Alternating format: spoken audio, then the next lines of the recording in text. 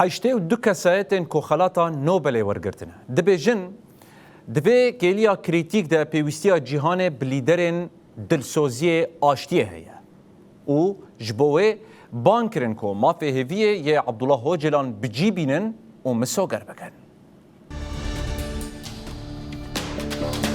خلاطگرên نوبلê nameyek din şand ji Komîteya Wezîran a Konseya Ewropayê re û jê xwest ku ji bo bicîaniya mafê hêviyê yê rêber Abdullah Ocalan gavên şênber bavêje.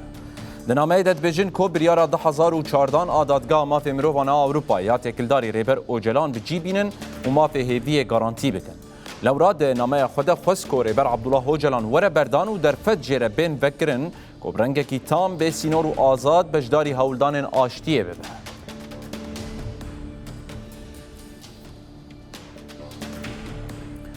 وان گوت کو باندورا برز اوجلان سینور ترکیه درباز کریه و لهرمن کردان ان لسوریه و ایران جی لسر پیوان چارەسەریya سیاسی باندور دکه.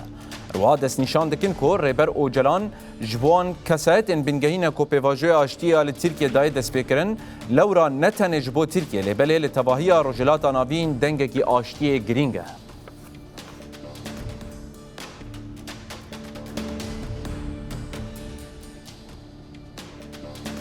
ده همان دمه ده دبیجن کو به نزیکاتیا اوجلان بر رخستن و جواکا کرد دایر ریان چارەسەریya آشتیانه.